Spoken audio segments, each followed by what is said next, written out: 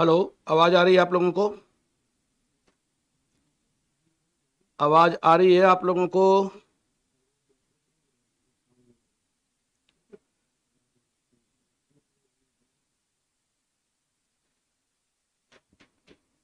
आवाज मिल पा रही है आप लोगों को?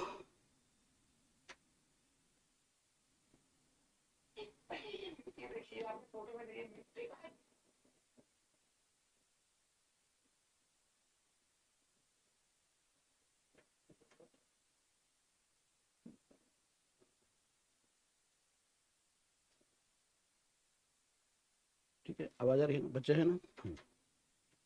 1 मिनट बच्चों, 1 मिनट। एक्चुअली मैंने, हाँ ठीक है। चलिए, गुड मॉर्निंग जी, गुड मॉर्निंग सभी लोगों को। गुड मॉर्निंग बच्चों, गुड मॉर्निंग सभी को, गुड मॉर्निंग। कैसे हैं आप लोग? सभी लोग अच्छे हैं? सभी लोग आप लोग अच्छे हैं?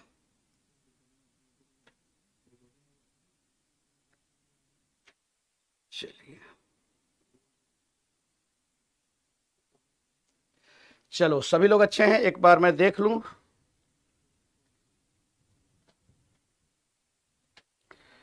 तो आज हम लोग को जो देखना है यहाँ, वह आज हम लोग यहाँ पे देखेंगे।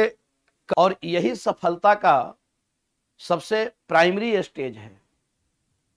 सक्सेस होने का सबसे, आप देखें तो एक बिल्कुल एक प्राइमरी स्टेज है कि आप बिल्कुल सही डायरेक्शन में जा रहे हो। क्योंकि अब जब आपको टॉपिक पता होता है तो आधा घंटा तो आप अपने लिए हाफ आवर्स तो निकाल ही सकते हो ना। जैसे कि मैंने पिछले क्लास में चर्चा किया था बच्चों आप लोगों से कि हम लोग वैदिक कल्चर को देखेंगे। तो वैदिक कल्चर को देखेंगे तो कम से कम यह तो किया ही जा सकता है कि आधा घंटा अपने लिए निकाला जा सकता है।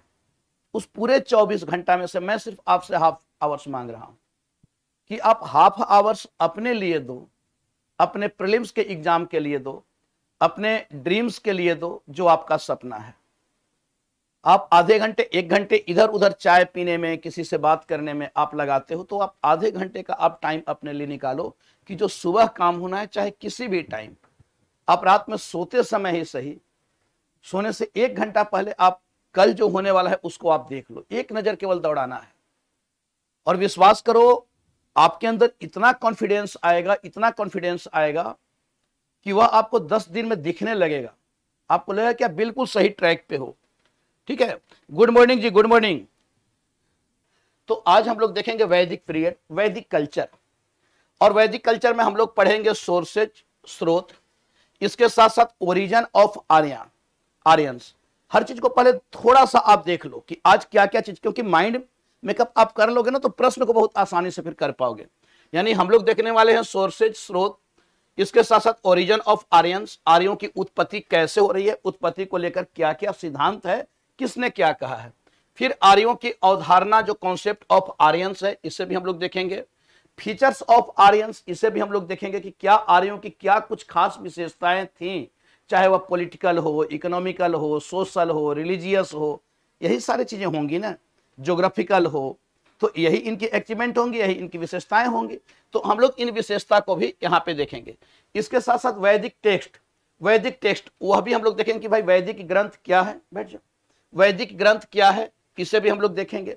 इसके साथ साथ हम लोग देखेंगे ज्योग्राफी ऑफ अर्ली वैदिक पीरियड, यानी जो प्रारंभिक वैदिक आर्य हैं। क्योंकि देखो इन सबसे प्रश्न आपको पूछा जाता है कि जो प्रारंभिक वैदिक आर्य हैं, वह प्रारंभिक वैदिक आर्यों का क्या, इनका ज्योग्राफिकल एरिया क्या रहा है, किन किन क्षेत्रों में यह फैले हुए थे, तो उसे हम लोग यहाँ पे देखेंगे।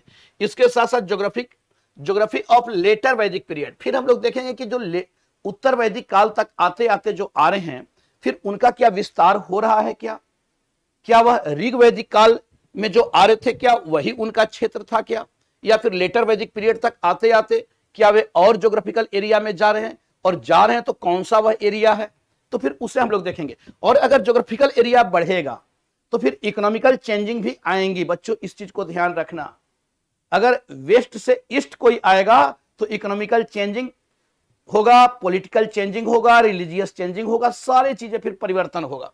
इसके साथ साथ फिर हम लोग देखेंगे इकोनॉमिकल कंडीशन ऑफ अर्ली वैदिक पीरियड, जो ऋग वैदिक काल में जो उनकी आर्थिक संरचनाएं हैं वह किस प्रकार की रही हैं, उससे हम लोग देखेंगे कि उनकी कैसी स्थिति है।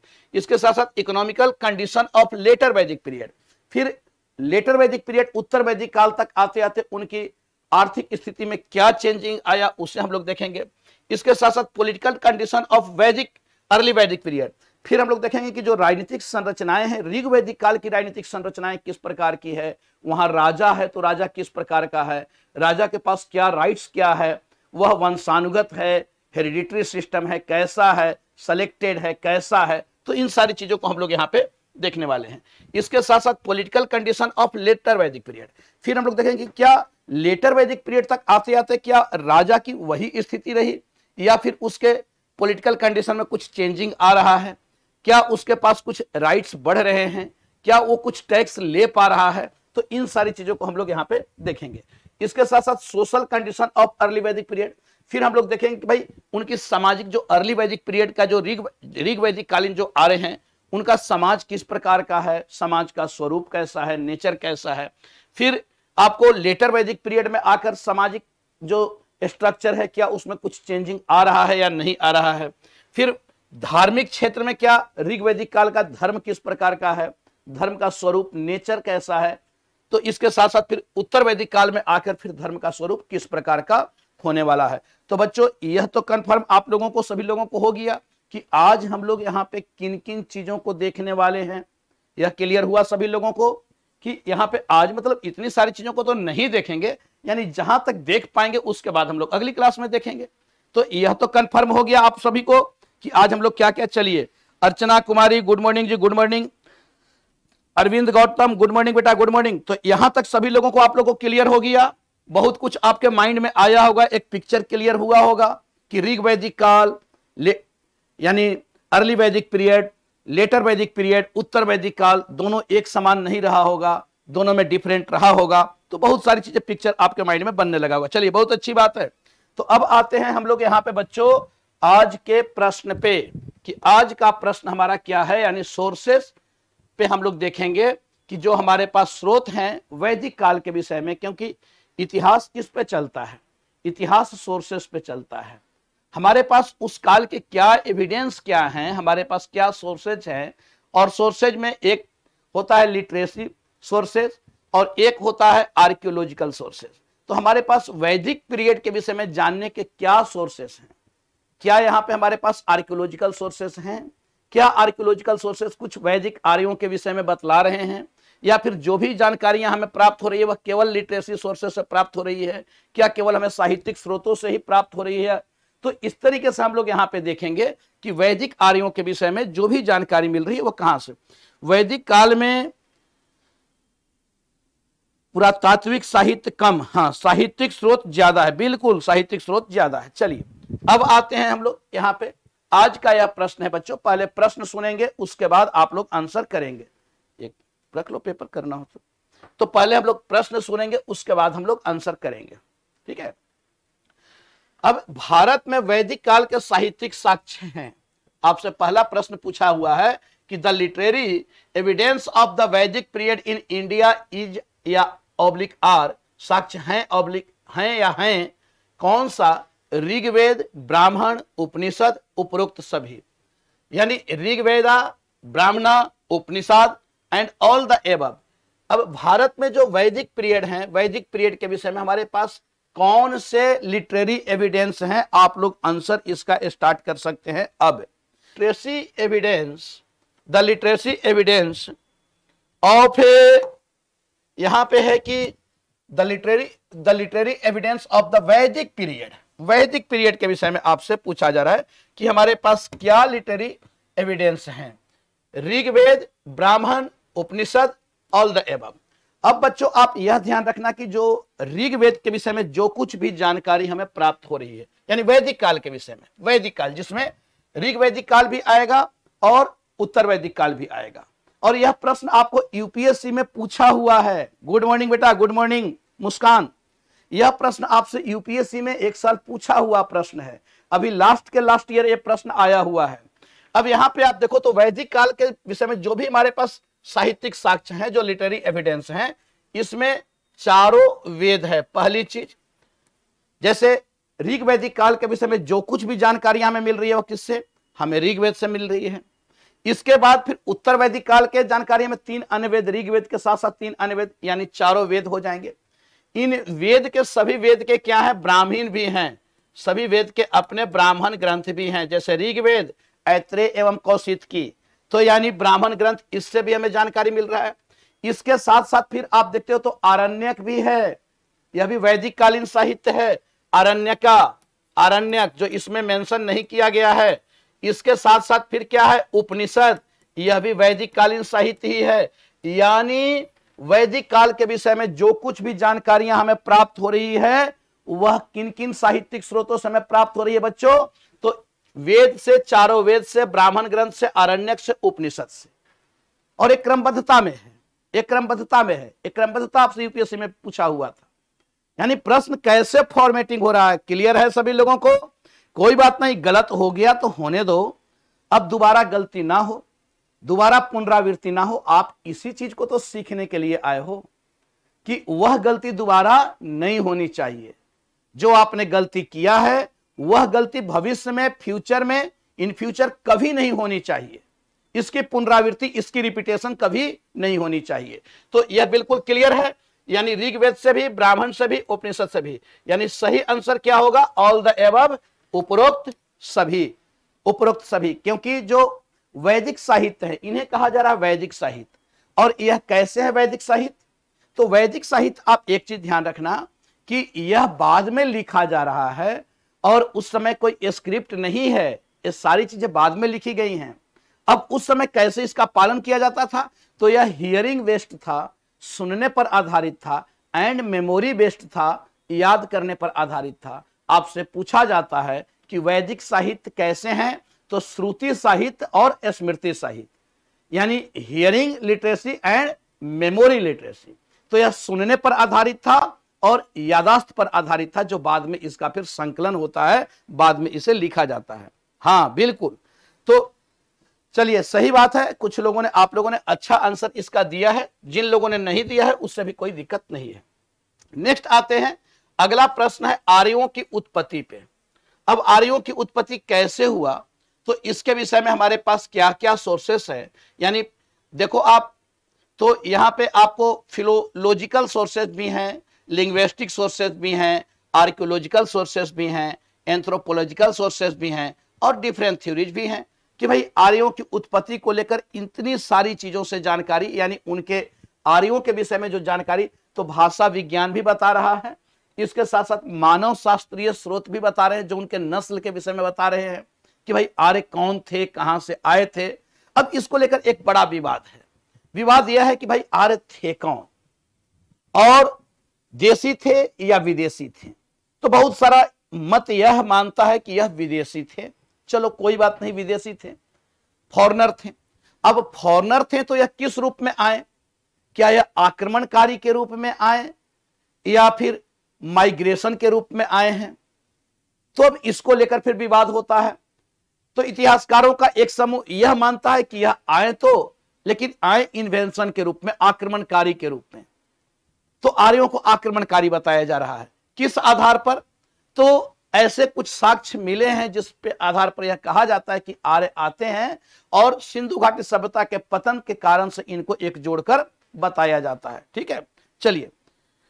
हाँ, सर्वप्रथम पंजाब में आए। हाँ चलिए, अभी आगे देखते हैं हम लोग देखते हैं। अब यहां पे एक प्रश्न यह आया है, Zend Avesta, consider the following statement. अभी आप लोग कोई भी आंसर नहीं देंगे, शांत रहेंगे। ओके, अब यहां पे प्रश्न है, consider the following statement regarding Zend Avesta.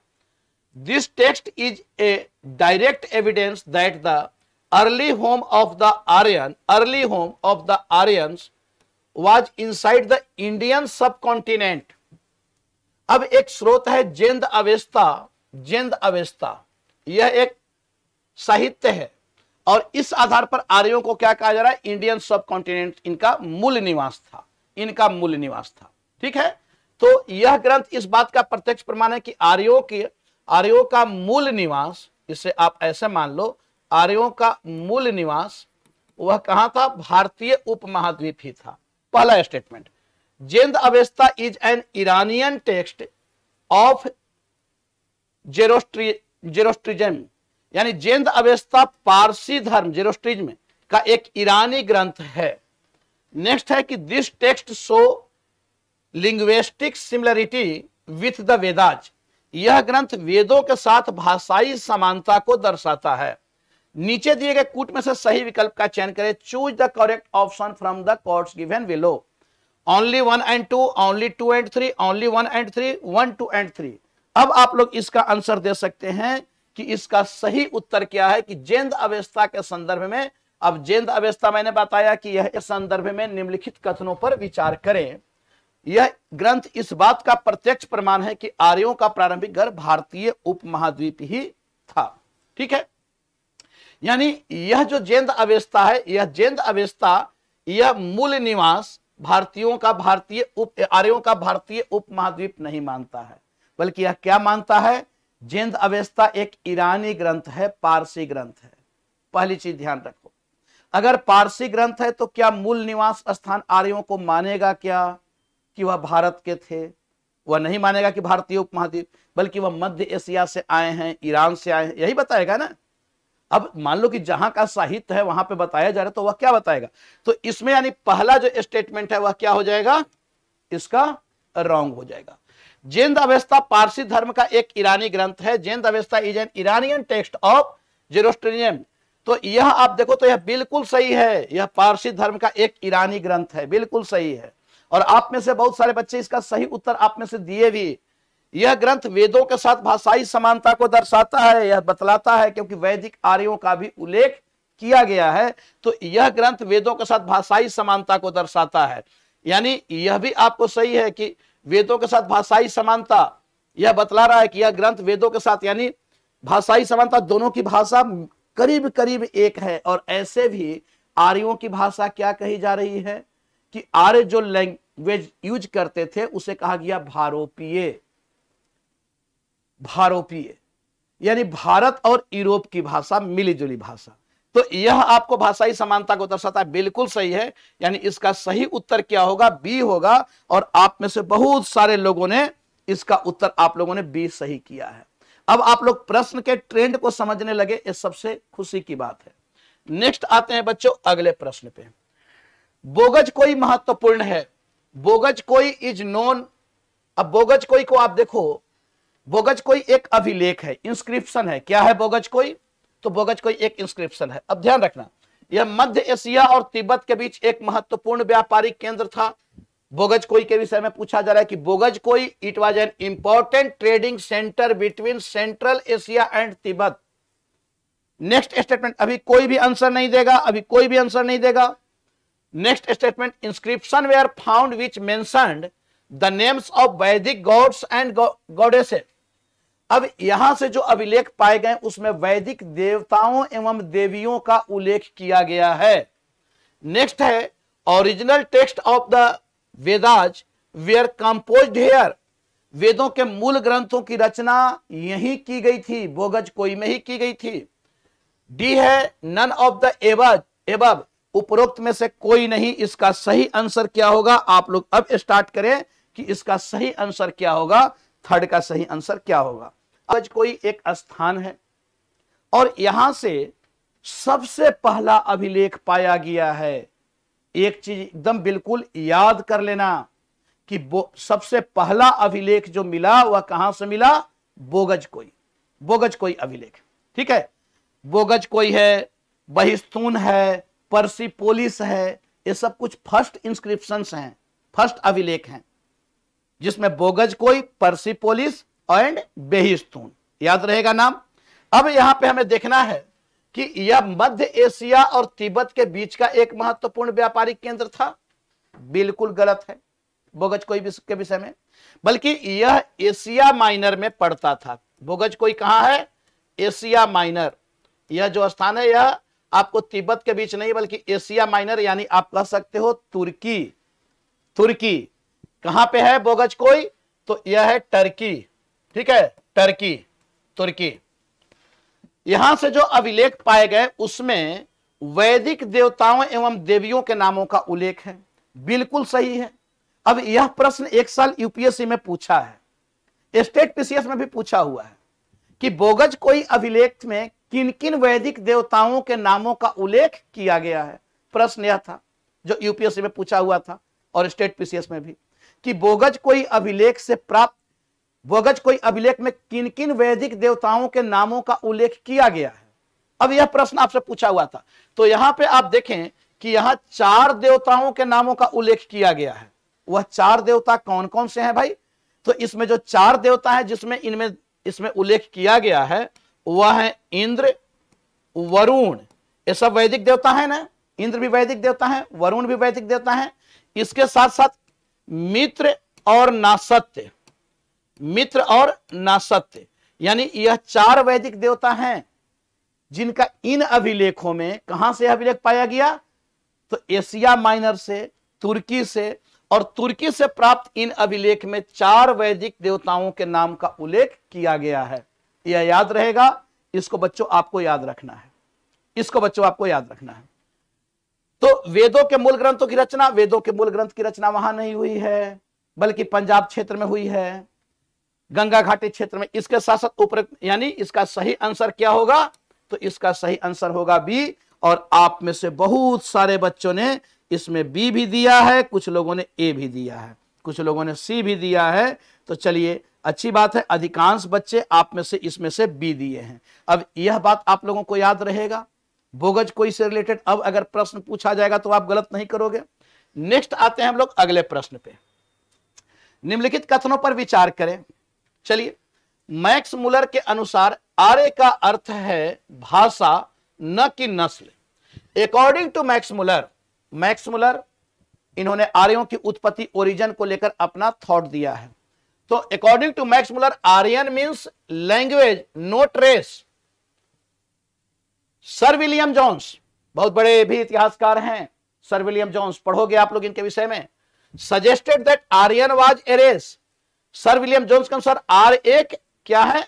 नस्ल है, आर्य एक नस्ल है। ठीक है।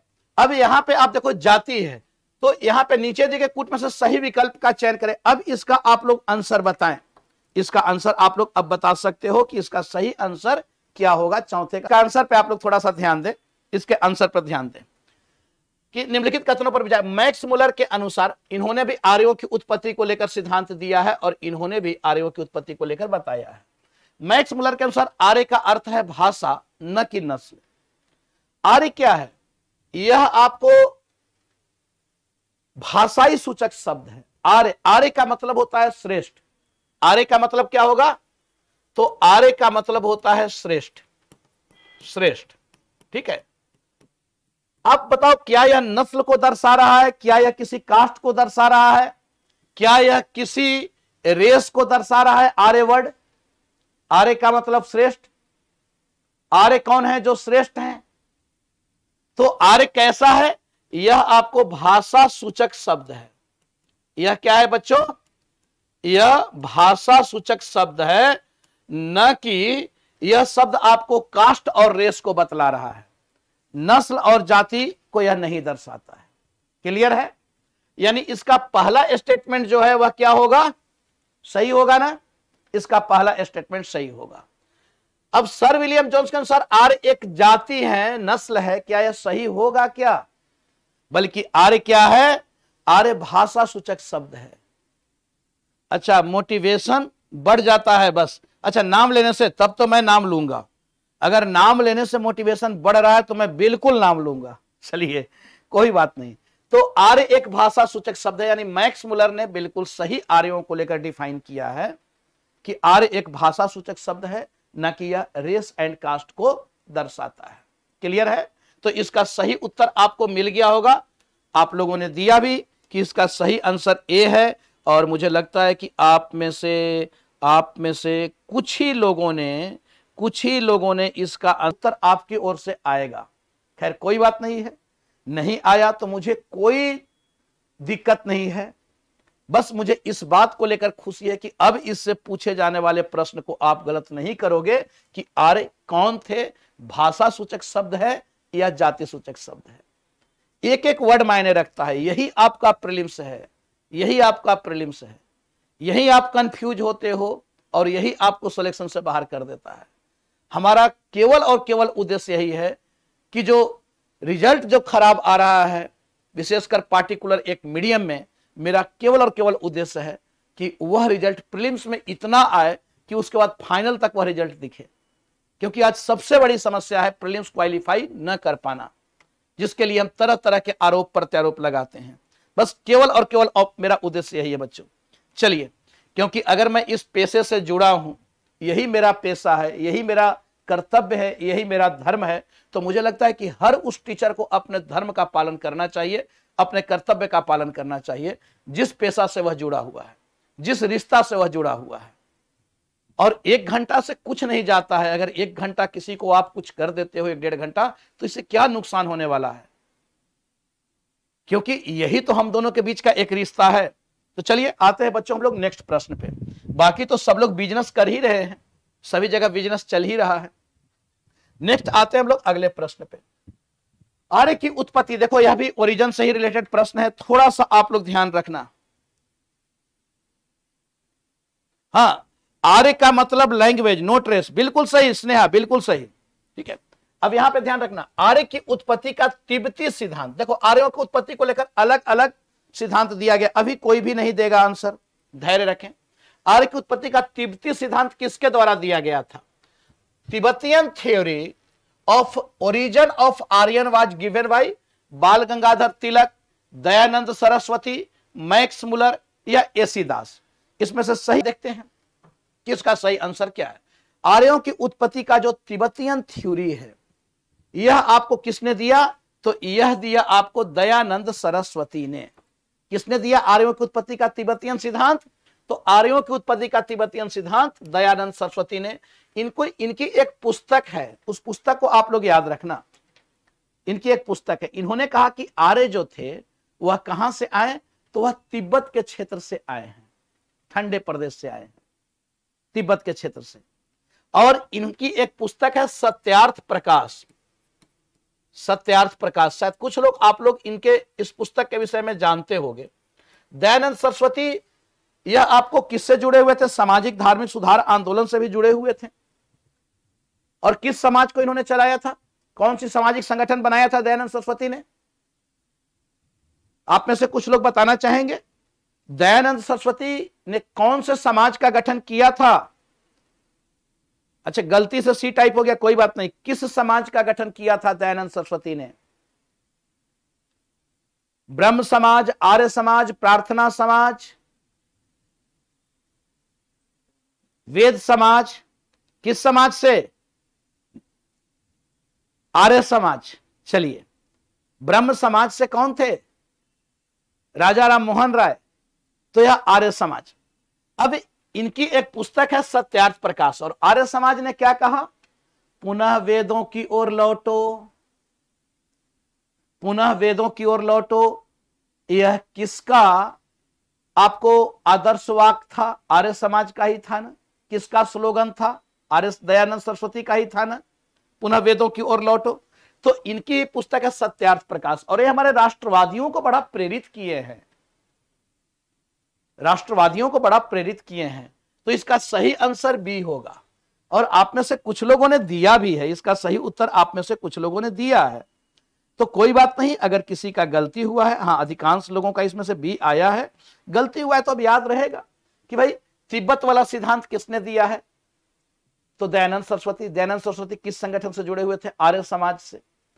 और इनकी प्रसिद्ध पुस्तक क्या थी? सत्यार्थ प्रकाश। बहुत सारी पुस्तकें इन्होंने लिखा था, सत्यार्थ प्रकाश इन्हीं की प्रसिद्ध पुस्तक है। तो अभी हम लोग आर्यों के ओरिजिन को लेकर देख रहे हैं। चलिए एक प्रश्न और है आर्यों की ओरिजिन को लेकर।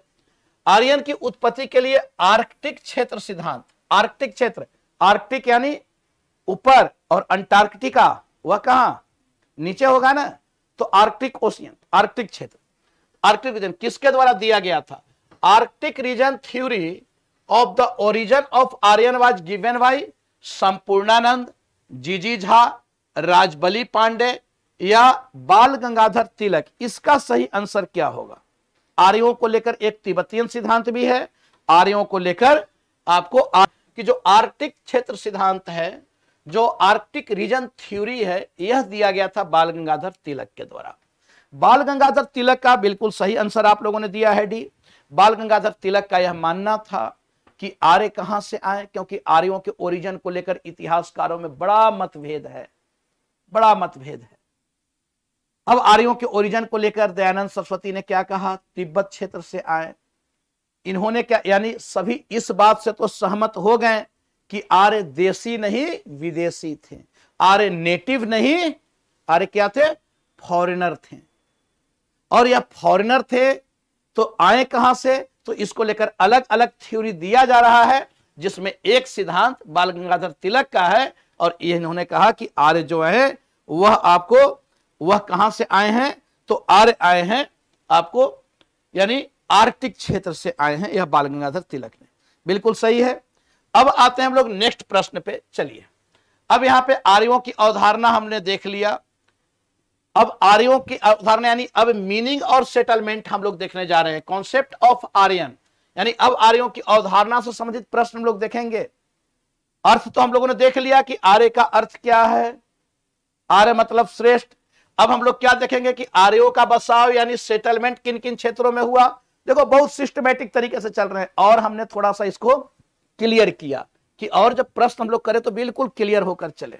अब यहां पे हम लोग देखते हैं वैदिक पीरियड से संबंधित, आर्यों के सेटलमेंट से संबंधित निम्नलिखित कथनों पर विचार करें। आर्य पशु चारक एवं खानाबदोश थे। Aryan were pastoral and nomads, अभी कोई भी आंसर नहीं देगा। Aryans were familiar to city life, आर्य नगरीय जीवन से परिचित थे।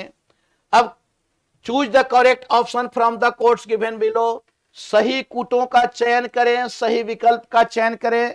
आप लोग आंसर स्टार्ट कर सकते हैं। अब इसका सही उत्तर क्या होगा, चलिए जल्दी से बताएं आप लोग, सही आंसर क्या होगा इसका। आर्य जो हैं वह कैसे थे, वह पेस्ट्रोल लाइफ, वह जनजाति थे, पशुचारक थे, ट्राइब्स थे, वह नोमैड्स थे, खानाबदोश थे, वह यायावरी थे, एक स्थान से दूसरे स्थान विचरण करते थे, एक स्थान से दूसरे स्थान विचरण करते थे।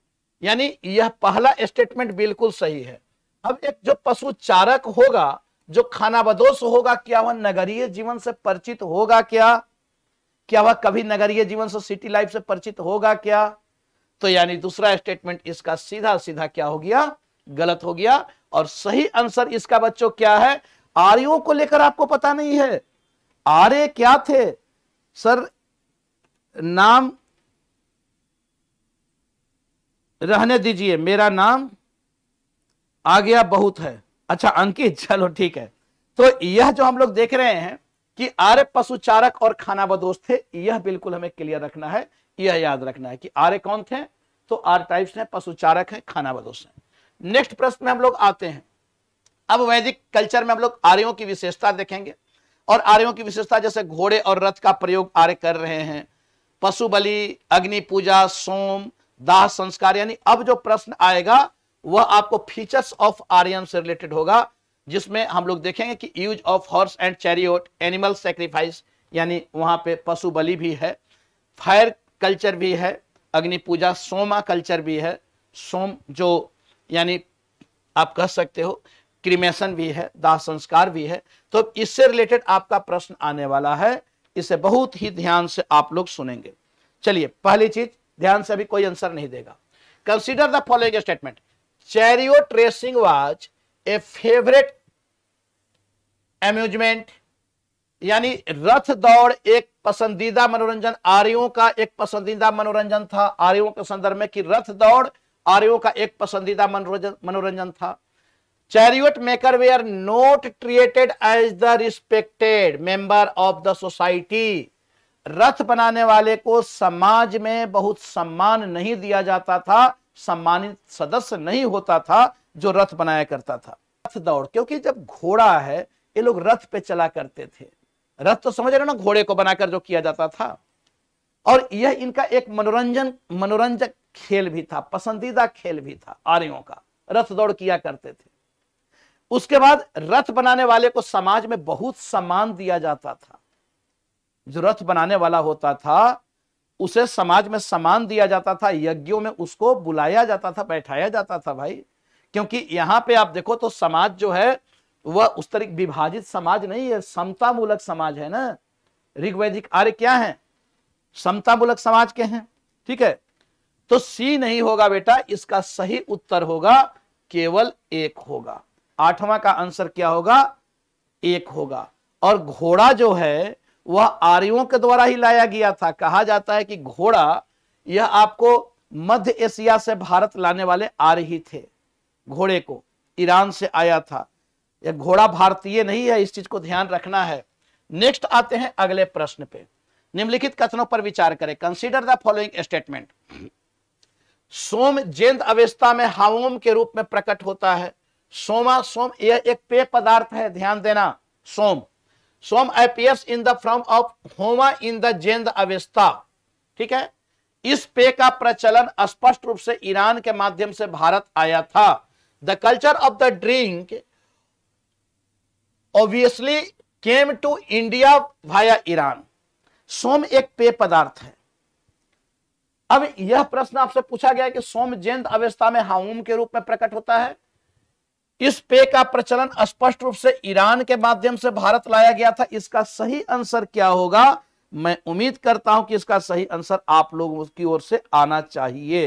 देखते हैं बच्चों, सोम जो एक पेय पदार्थ है, जेंद अवस्था, इसमें हाउम के रूप में इसका उल्लेख किया गया है। क्योंकि वैदिक आर्य आए कहां से थे, एक माना जाता है ना, जो ईरानी पारसी ग्रंथ है वह कहां से मान रहा है, वह मान रहा है मध्य एशिया से, ईरान से।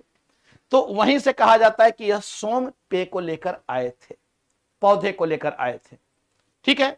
इस पेय का प्रचलन स्पष्ट रूप से ईरान के माध्यम से भारत आया था। बहुत ऐसे प्लांट्स हैं जो बाहर से आए हैं, जैसे पुर्तगाली भी जब आते हैं, यूरोपीय भी जब आए तो बहुत सारी चीजों को लेकर आए थे ना, वे लोग भी बहुत सारी चीजों को लेकर आए थे, बहुत सारे प्लांट्स, बहुत सारे फ्रूट्स वे लोग लेकर आए हैं। अच्छा, इसके बाद मध्य काल में भी जब आ रहे हैं, मुगल आ रहे हैं, तुर्क आ रहे हैं, तो वे लोग भी कुछ कुछ लेकर आ रहे हैं। तो यहां पे सोम के विषय में भी कहा जाता है कि सोम जो पौधा है, और यह मुंज पर्वत पे पाया जाता था। मुंज पर्वत कहां, हिमालय। यानी इससे हमें पता चलता है कि जो ऋग्वैदिक आर्य है उनकी उत्तरी सीमा कहां थी, नॉर्थ, उनकी बाउंड्री कहां थी, यानी हिमालय पर्वत तक थी, हिमालय तक थी, जम्मू कश्मीर तक थी। तो यह आप देखें तो सोम जेंद अवस्था में हावम के रूप में प्रकट होता है, बिल्कुल सही है, इसमें कोई दिक्कत नहीं है। क्लियर। और इस पेय के प्रचलन स्पष्ट रूप से ईरान के माध्यम से भारत लाया गया था, बिल्कुल सही है। यानी सही आंसर इसका क्या होगा बच्चों, इसका सही आंसर होगा सी। अच्छा, कुछ लोगों ने सी दिया है, मैं उनका एक बार नाम लेना चाहता हूं। 9 का बच्चों सी होगा। चलिए अब थोड़ा हम लोग आगे के क्वेश्चन को देखते हैं। अब देखो वैदिक ग्रंथ, अब वैदिक ग्रंथ जैसे ऋग्वेद है, सामवेद, यजुर्वेद, अथर्ववेद, ब्राह्मण, आरण्यक, उपनिषद, वेदांग, दर्शन, ये सारे वैदिक टेक्स्ट है। यानी वैदिक टेक्स्ट में आप देख सकते हो कि ऋग्वेद, यजुर्वेद, सामवेद, अथर्ववेद, ये सारा जिसका हमने अभी अभी इन सब का हम लोगों ने चर्चा किया था। यानी अब इससे रिलेटेड भी प्रश्न आपसे पूछा जाएगा, इससे रिलेटेड भी प्रश्न आपसे पूछा जाएगा, तो आप लोग तैयार हो जाएं। नेक्स्ट प्रश्न के लिए निम्नलिखित कथनों पर विचार करें। वैदिक ग्रंथ एक लिखित दस्तावेज था। Vedic text had a written document. ध्यान देना, अभी कोई आंसर नहीं देगा। वैदिक आर्यों ने अपनी लिपि विकसित की थी। Vedic Aryans had developed its own script. Choose the correct option from. Vedic ग्रंथ, Vedic text had a written documents. मैंने क्या कहा था, वैदिक ग्रंथ क्या है, क्या यह रिटेन डॉक्यूमेंट्स है, क्या यह वैदिक काल में लिखा गया है, नहीं लिखा गया है, बल्कि यह क्या है, वैदिक ग्रंथ क्या है, इसे क्या कहा जा रहा है, श्रुति साहित्य। यह किस पर आधारित है, हियरिंग एंड मेमोरी बेस्ड। मैंने पहले ही कहा था बच्चों, इसे बाद में लिखा जा रहा है, वैदिक काल में नहीं लिखा जा रहा है। वैदिक आर्यों ने अपनी लिपि विकसित की थी, क्या कोई स्क्रिप्ट है क्या, अगर स्क्रिप्ट डेवलप किया होता तो लिख नहीं लिया होता। तो यहां पे बिल्कुल यह भी आपको, यानी वैदिक ग्रंथ एक लिखित दस्तावेज था, नहीं अपनी लिपि विकसित की थी, नहीं। और आप लोगों ने बिल्कुल सही उत्तर दिया है, इसका सी। सभी लोगों ने इसका आंसर आप लोगों ने सी दिया है, बहुत अच्छी बात है। नेक्स्ट प्रश्न पे आते हैं। निम्नलिखित कथनों पर विचार करें। Consider the following statement. 10th Mandla of Rigveda contain the famous पुरुष सूक्त ह्यूम।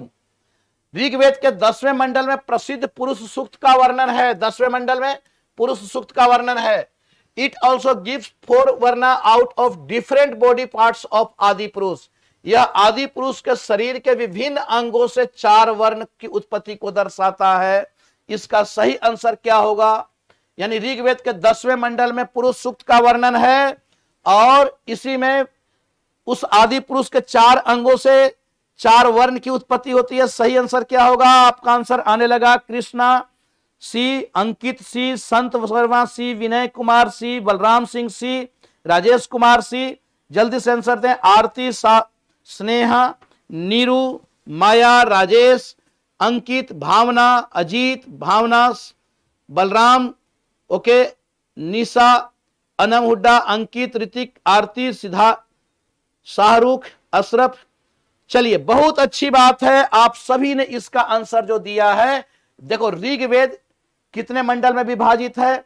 तो ऋग्वेद के 10 मंडला हैं, 10 मंडल हैं, 10 मंडल में विभाजित है और सभी मंडल में आपको अलग अलग ऋषियों का उससे संबंधित बताया गया है जो 10 मंडल है। जैसे पहला जो मंडल है कण्व एवं अन्य ऋषि, उसको लिखें। दूसरा गृत संबंध, ऋग्वेद का जो तीसरा मंडल है वह विश्वामित्र से संबंधित है, उसी में गायत्री मंत्र का उल्लेख किया गया है ऋग्वेद के तीसरे मंडल में। चौथा मंडल वामदेव को समर्पित है, 5वां मंडल अत्रि ऋषि, 6ठा मंडल भारद्वाज ऋषि और 7वां मंडल वशिष्ठ ऋषि और 9वें मंडल में सोमपे का उल्लेख है और 10वें मंडल ऋग्वेद के 10वें मंडल के पुरुष सूक्त में 4 वर्णों का उल्लेख किया गया है। फर्स्ट टाइम ऋग्वेद के 10वें मंडल के पुरुष सूक्त में 4 वर्णों की उत्पत्ति बताई गई है। और कैसे बताई गई है? उसी आदि पुरुष के शरीर से, उसी आपको it also gives varna of different body parts of Adi Purusha, जिसमें आपको कहा गया कि मुख से ब्राह्मण, भुजा से क्षत्रिय, पैर से जंघा से वैश्य और तलवे से श्रमिक की उत्पत्ति हो रही है, शूद्र की उत्पत्ति मानी जा रही। तो इस प्रकार से इसका सही आंसर क्या है? तो यह बिल्कुल सही है, बिल्कुल सही है और बिल्कुल सही है। बहुत अच्छी बात है, बहुत अच्छी बात है। ठीक है, आप लोगों ने बिल्कुल सही इसका आंसर दिया है। बिल्कुल सभी लोगों ने सही आंसर दिया है। तकरीबन 99% लोगों ने, आप लोगों ने सही आंसर दिया। नेक्स्ट प्रश्न पे आते हैं। Consider the following statement regarding Yajurveda. The 2 royal ceremonies of Rajasuya and Vajapeya are mentioned for the first time in this Veda. ध्यान से सुनोगे। यजुर्वेद पे पूछा जा रहा है, वैदिक साहित्य पे। यजुर्वेद के संबंध में निम्नलिखित कथनों पर विचार करें। इस वेद में, यजुर्वेद में पहली बार राजसूय और वाजपेयी यज्ञों के समारोहों का उल्लेख किया गया है। नेक्स्ट है, यह वेद पद रूप में है। This Veda is in verse form. यह वेद कृष्ण यजुर्वेद और शुक्ल यजुर्वेद में विभाजित है। This Veda is divided into Krishna Yajurveda and Veda and Shukla, Krishna Yajurveda and Shukla Yajurveda. अब यह आपका इसमें से सही आंसर क्या है ऋग्वेद के संदर्भ में, कि यहां पे हम लोग देखते हैं कि 12 का इसका सही आंसर क्या होगा। बिल्कुल आप लोगों ने इसका आंसर बताया है कि इस वेद में, चूंकि यजुर्वेद किससे संबंधित है? यज्ञ के नियमों का उल्लेख किया गया है। किस चीज का उल्लेख किया गया? सेक्रीफाइस, यज्ञ के नियमों का उल्लेख किया गया है यजुर्वेद में। इस वेद में पहली बार राजसूय और वाजपेयी यज्ञ का समारोह का उल्लेख है। बिल्कुल सही है। यह वेद पद रूप में नहीं, यह गद और पद दोनों में लिखा गया है। एकमात्र वेद जो गद और पद दोनों रूपों में लिखा गया है।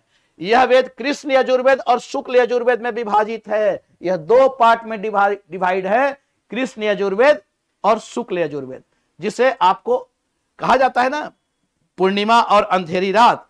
तो यह कृष्ण यजुर्वेद और शुक्ल यजुर्वेद में विभाजित है। यानी सही आंसर इसका क्या होगा बच्चों? आप लोगों ने बिल्कुल सही बताया है। बहुत खुशी की बात है कि आप लोगों ने इसका आंसर सही बताया और सी केवल 1 और 3 होगा। चलिए आते हैं नेक्स्ट प्रश्न पे। आज थोड़ा आपको 5 क्वेश्चन ज्यादा करना पड़ेगा बाकी दिन से। ठीक है, बाकी दिन से मैं पहले ही बता रहा हूं। इसमें आज हम लोग 20 क्वेश्चन करने वाले हैं, तो जल्दी जल्दी आते हैं। हम लोग 13वें नंबर पर आ गए हैं। 7 क्वेश्चन आपको और है, परेशान नहीं होना है, ये आपके लिए है। उपनयन संस्कार का पहली बार उल्लेख किया गया। उपनयन संस्कार समझ रहे हो ना? शिक्षा ऋग्वेद, सामवेद, यजुर्वेद, अथर्ववेद। उपनयन संस्कार for the first time was mentioned in किस वेद में किया गया है? बिल्कुल ऑब्जेक्टिव टाइप का प्रश्न है, याद रखने वाला प्रश्न है। यह आपको किसमें किया गया है? सही आंसर आप लोग बताओ कि किस वेद में उपनयन संस्कार याद रखने की चीज है? अथर्ववेद में। अथर्ववेद में, इसमें कोई दिक्कत नहीं है, पहली बार उपनयन संस्कार का उल्लेख किया गया है। नेक्स्ट आते हैं बच्चों अगले प्रश्न पे। अगले प्रश्न पे बहुत मजेदार प्रश्न है, पूछा हुआ प्रश्न है, बार बार पूछा जाता है। मुंजावत माउंटेन, मुंजवत पर्वत का उल्लेख mention which of the following Vedas, Munjavat पर्वत का उल्लेख निम्नलिखित में से किस वेद में किया गया है बच्चों? जल्दी से बताओगे। मुंजवत जो उल्लेख है, जो हिमालय पर्वत पर पाया गया है, ऋग्वैदिक आर्य, चूंकि उत्तरी सीमा उनकी कहां थी? हमने कहा था मुंजवत पर्वत सोम पे जो ईरान से लाया गया था, ऋग्वैदिक आर्य उससे परिचित थे। तो किसमें उल्लेख किया जाएगा? किसमें उल्लेख किया जाएगा? किसमें मेंशन किया जाएगा? बी। बिल्कुल सही आप लोगों ने दिया है। नाम मैं इसलिए बोल देता हूं क्योंकि पता है पहले जब आज की तरह इलेक्ट्रॉनिक मीडिया वैसा नहीं था, रेडियो ऑडियो का प्रचलन हुआ करता था आज के 15-20 साल पहले, तो ऐसे कुछ क्विज रेडियो में करवाया जाता था। आज के मैं 20-22 साल पहले का बात बता रहा हूं, 25 साल पहले का। तो उसमें कुछ क्विज होता था, उसमें केवल पत्र लिखना होता था। तो बहुत सारे लोग इसलिए पत्र लिखते थे कि रेडियो में हमारा नाम आएगा, सुनने के लिए नाम मिलेगा, बस केवल अपने नाम के लिए पत्र लिखा जाता था कि वह रेडियो में प्रसारण हो तो हमारा नाम आए। तो इसलिए मैं सारे बच्चों का नाम बोलता हूं, जिससे कि आपको भी लगे कि आप जुड़े हुए हो और मुझे भी लगे कि मैं आपसे जुड़ा हुआ हूं। ओके, ठीक है, और इसी से तो परिचय बढ़ता है। चलिए नेक्स्ट आते हैं लोग 15 नंबर पे प्रश्न पे। निम्नलिखित कथनों पर विचार करें। अब यहां पे आपको कंसीडर द फॉलोइंग स्टेटमेंट। होत्री ब्राह्मण पृष्ठ, यजुर्वेदा उद्गात्री, सामवेदा अथर्वयु, अथर्ववेदा इन्वोकिंग पृष्ठ। यानी होत्री ब्राह्मण पुजारी, यजुर्वेद उद्गात्री, सामवेद अथर्वयु, अथर्ववेद पुजारी को आमंत्रित करना।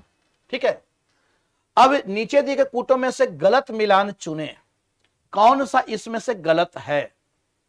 केवल 1 और 2, केवल 2 और 3। इसमें क्या है मैं बता दूं कि यह आपको देखो, इसमें पुजारी हैं, ठीक है, होत्री ब्राह्मण पुजारी। अब इसमें क्या, ये तो वेद है और ये पुजारी हैं, ये पुजारी हैं। तो कौन से वेद के कौन से पुजारी हैं? इसमें से थोड़ा आप लोग अगर बता। अब इसमें से बहुत कम लोगों ने इसका सही आंसर बताया है, जो अभी तक मैं आंसर देख पाया ये प्रश्न में। अब कैसे?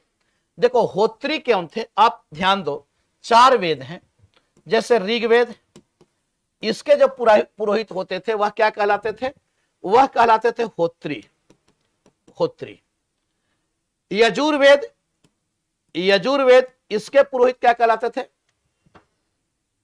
अथर्वयु। सामवेद उद्गाता, इसके पुरोहित कहलाते थे अथर्वयु। ठीक है, अथर्वयु, अथर्वयु। सामवेद, इसके पुरोहित कहलाते थे उद्गाता। उद्गाता है ना, उद्गाता। तो इसके पुरोहित यहां पे आप देखो उद्गाता। ठीक है, तो इसके पुरोहित कहलाते थे उद्गाता।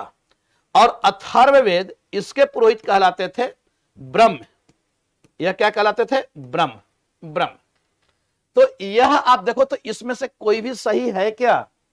यही 4 वेद के 4 पुरोहित है ना, ऋग्वेद के होत्री, यजुर्वेद के अथर्वयु, सामवेद के उद्गात्री, अथर्ववेद के ब्रह्म। आपका इसका सही आंसर क्या होगा? कोई भी सही इसमें है, यानी सही उत्तर होगा, यानी इनमें से कोई भी सही। ये चारों वेद के 4 पुरोहित बच्चों याद रख लेना, चारों वेद के 4 पुरोहित याद रख लेना, क्योंकि इससे रिलेटेड हमेशा प्रश्न आपको पूछा जाता है। चलिए जल्दी से आते हैं अगले प्रश्न पे।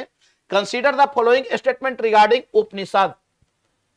अब उपनिषद से संबंधित आपको कथन दिया हुआ है। उपनिषद, यह तो समझ रहे हो, उप प्लस निषद, यानी वह शिक्षा जो गुरु के समीप बैठकर प्राप्त की गई है उसे क्या कहेंगे? उपनिषद।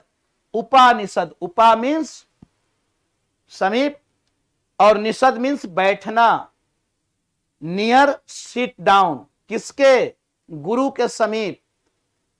तो उस शिक्षा को उपनिषद कहा गया। अब यह एक दार्शनिक ग्रंथ है, पहला स्टेटमेंट है उपनिषद के संदर्भ में। It is a philosophical text, ये वैदिक काल में भारतीय विचारों की परिणति का प्रतीक है। It mark the culmination of Indian thought in the Vedic period. ठीक है, Indian thought of the Vedic period, भारतीय विचारों के प्रणति का प्रतीक है। ये अनुष्ठानों की आलोचना करने में विफल रहा है। It fails to criticize the rituals, choose the correct option from the quotes given below. जल्दी से इसका आंसर आप लोग बताएंगे और मैं कोशिश मानकर चलूंगा कि आपकी ओर से इसका आंसर भी सही। क्या है? एक दार्शनिक ग्रंथ है जिसमें आत्मा और मोक्ष की बात की गई है, दार्शनिक ग्रंथ है, क्लियर है, इसमें कोई डाउट नहीं है। चलिए, यह वैदिक काल में भारतीय विचारों की परिणति का प्रतीक है, बिल्कुल सही है। यही तो यह दर्शाता है कि जो इंडियन जो आइडियोलॉजी है वह कितना प्रोग्रेस कर लिए। यह हमारे उसी प्रगति को दर्शा रहा है कि हम अब उन सारी चीजों को सोच रहे हैं, उन कर्मकांडों की निंदा कर रहे हैं। पहली बार उपनिषद में ही धार्मिक अनुष्ठान जो कर्मकांड हैं, यज्ञ कर्मकांड, उपनिषद में ही बताया गया है कि यज्ञ जो है वह फूटी हुई नौका के समान है। कर्म करो, कर्म करो, कर्म से सब कुछ बदलेगा। इस अनुष्ठान से जीवन में परिवर्तन होने वाला नहीं है, कर्म ही आपको आगे की ओर लेकर जाएगा। आप कर्म करो, फल की चिंता मत करो, यही लिखा जा रहा है भगवत गीता में। कर्म करते जाओ, फल की चिंता मत करो, आप पढ़ते जाओ, रिजल्ट होगा। तो यहां आपको यह वैदिक काल में भारतीय विचारों की परिणति का प्रतीक, यह अनुष्ठानों की आलोचना करने में बिल्कुल अनुष्ठान की इसमें आलोचना की गई है भाई।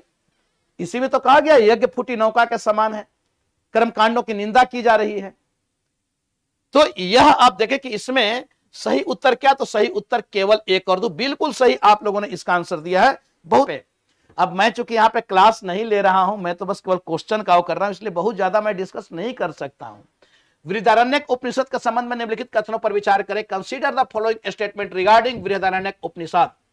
It is the largest of all Upanishad, यह सभी उपनिषदों में सबसे बड़ा है Brihadaranyaka Upanishad. It mention the conservation between Yajnavalkya and Maitreyi, इसमें याज्ञवल्क्य और मैत्रेयी के बीच वार्तालाप का उल्लेख है, दोनों के बीच में वाद विवाद हुआ है उसका उल्लेख है। क्या इसमें सही आंसर क्या होगा बच्चों? सही आंसर यह ध्यान रखना है कि जो बृहदारण्यक का उपनिषद है, Brihadaranyaka Upanishad, it is the largest of all Upanishad. यह ध्यान रखना, जितने भी उपनिषद हैं उन सब में सबसे बड़ा उपनिषद कौन सा है, कभी नहीं भूलना है, बृहदारण्यक उपनिषद। बिल्कुल सही है। इसमें याज्ञवल्क्य और मैत्रेयी के बीच का वार्तालाप का उल्लेख है। इसी में याज्ञवल्क्य बहुत बड़े ऋषि थे और मैत्रेयी एक बहुत बड़ी विदुषी महिला थी, बहुत विद्वान महिला थी।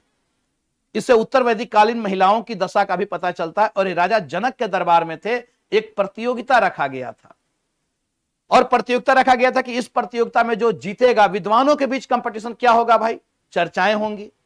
तो इसमें जो जीतेगा उनको 1000 गाय का दान किया जाएगा। अब जैसे ही याज्ञवल्क्य आते हैं राजा जनक के दरबार में मिथिला में, वैसे ही राजा जनक आते ही कहते हैं अपने शिष्यों को कि चलो भाई गाय खोलकर ले चलो, क्योंकि मुझसे कंपटीशन में कौन जीत सकता है। तो वही मैत्रेयी रोकती है। मैत्रेयी कहती है कि ऋषिवर, यह कंपटीशन है, मुझे आपके जानकारी पर कोई डाउट नहीं है, आप बहुत जानकार हो, लेकिन पहले आप इस कंपटीशन में भाग लें, जीतेंगे आप ही, लेकिन कंपटीशन के बाद आप गाय ले जाएंगे। तो याज्ञवल्क्य कहते हैं कि पूछो गार्गी क्या पूछना चाहती हो। याज्ञवल्क्य और गार्गी संवाद, मैत्रेयी, तो वह पूछो क्या पूछना चाहती हो, और वही पूछती है। तो इसमें आप देखें कि इसमें याज्ञवल्क्य और गार्गी मैत्रेयी के बीच में संवाद है, यानी सही आंसर क्या होगा, सही अच्छा अब आप लोग को पता चल गया, सही आंसर इसका सी होगा, 1 और 2 दोनों। क्लियर है? क्लियर है। चलिए नेक्स्ट प्रश्न पे आते हैं। सत्यमेव जयते, इसे मैं चाहूंगा कि आप लोग सभी दे और तुरंत से उत्तर दे, इसको पढ़ने की भी जरूरत नहीं है। सत्य को मुंडकोपनिषद से लिया गया है, भारत का आदर्श वाक्य सत्यमेव जयते, उसी की लड़ाई आप लोग लड़ रहे हो, सत्य की हमेशा जीत होती है। तो यह आपको मुंडकोपनिषद से लिया गया है जो भारत का आदर्श वाक्य है, और यह बिल्कुल आप लोगों ने इसका उत्तर सही दिया है, बिल्कुल आप लोगों ने सही उत्तर इसका दिया है। तो यह आपको मुंडकोपनिषद से लिया गया। नेक्स्ट प्रश्न पे आते हैं। भारतीय ज्यामिति पर पूछा हुआ प्रश्न है, सबसे पुरानी पुस्तक कौन सी है? Shilpaveda, Kalpasutra, Jyotish, Shulbasutra. The oldest book of Indian geometry was Shilpaveda, Kalpasutras, Jyotisha and Shulbasutras. अब इसका आंसर क्या होगा, यह पूछा हुआ प्रश्न है। मैं चाहूंगा भारतीय ज्यामिति पर सबसे पुरानी पुस्तक बच्चों शूल्व सूत्र है। यह पूछा हुआ प्रश्न है। अच्छा, एक क्वेश्चन इंटरव्यू में भी पूछा है, बिल्कुल पूछा है, इंटरव्यू में भी पूछा ही जाता है, और क्या पूछा जाएगा। तो बिल्कुल सही है, शूल्व सूत्र। यह ज्यामिति पर सबसे पुरानी पुस्तक है शूल्व सूत्र। तो ये तो फैक्चुअल चीजें हैं, याद रखना पड़ेगा।